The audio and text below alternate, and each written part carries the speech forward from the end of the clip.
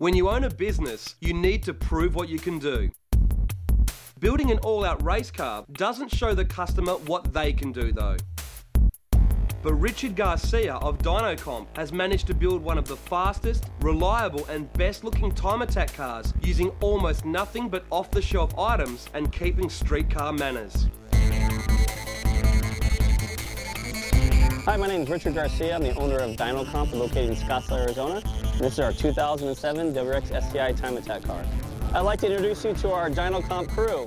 Our technician Matt, Ron, Jason, and Kevin. Dyno-Comp specializes in primarily our higher-end product, but we are known for our high horsepower STIs that are both driven on the racetrack and also driven on the street. What you see is what you get. What we build is what we race. We also are a Rentec distributor, the second largest in the country. So we do build Rentec Mercedes-Benz from the ground up, Porsches, BMWs, Audis, Ferraris.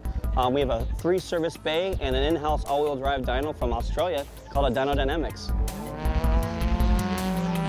Well, the STI does have a drivetrain that's a little bit more robust than the standard WRX. So that was one of the main reasons for its drivetrain, the 6-speed and so forth. And also our business is based around the STI. There are many features as far as the Boxer motor, providing some really good torque, high revving, big bore, short stroke. They're incredible. They handle boost great, and they've been extremely reliable for us. Looking at the exterior, one thing is clear. This STI is a tough, good-looking thing.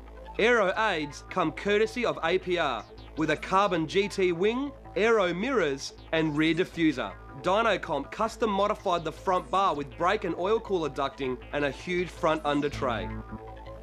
It's also been made to still be easily removable. Some weight loss comes courtesy of Saban with a carbon trunk and hood, along with the 18-inch Enki wheels, which also look hard. The interior is also neat, safe and functional, with a full weld-in roll cage, NRG quick-release steering wheel, Sparco fixed bucket seats, alloy door trims and a window net. A bunch of Defi gauges display the engine vitals.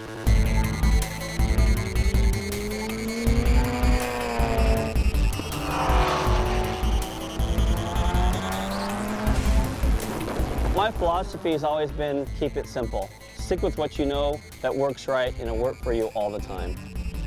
A customer can come in, we can actually open up the bonnet of the car, show them the components, and build them that exact vehicle. The car still is actually in more of a streetable format, and as a matter of fact, this car is even tuned on the factory ECU at well over 500 wheel horsepower.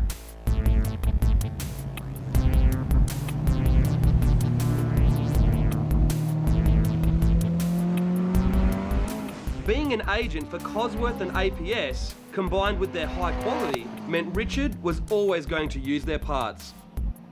The engine is a fully forged 2.5 litre Cosworth long block with all the fruit. The turbo system is all APS with a TSR70 twin scroll turbo, exhaust manifold, dump pipe, intake pipe, intercooler kit and blow-off valve.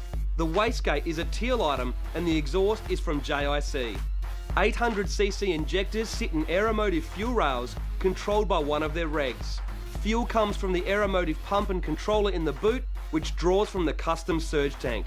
A custom alloy radiator, oil cooler and a Moroso sump help the Boxer keep its cool under harsh track conditions. An AVCR controls the boost and a factory computer reflashed using EcoTech controls the show. Even still, the car pumps out close to 500 horsepower at the wheels and is one seriously quick car.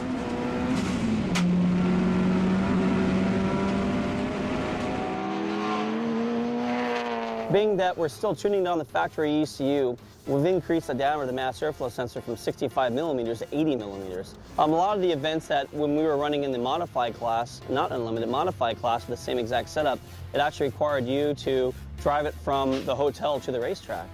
So there had to be some streetability and drivability. It's actually I saw the license plate for it, it's in the truck. So yeah, it can be driven on the street if we really want it to be. So far, the factory 6-speed and differentials have held up with the help of an Exidy twin plate clutch, group end mounts, ACPT carbon tail shaft and M1 rear diff cover.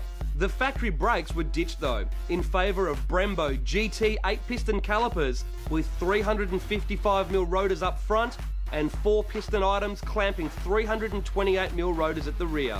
Suspension is top notch with JRZ coilovers, Hotchkiss sway bars, white line anti-lift kit and a host of Cusco braces. Today, so far, I've been running the car. Initially, we came in around at 70% to get acclimated to the track, the conditions, the drivers, and so forth. Very, very conservative times of 1:59. Second session, we went out, ran the car at about 80–85%, trimmed to 156. The third event we just went out, I believe we're in the 155 range. I'm driving the car at about 90% at this point. I believe the car, right conditions, 153 range, and that should put us in contention for possibly first or second place. A very, very tight first, possibly second place for the rest.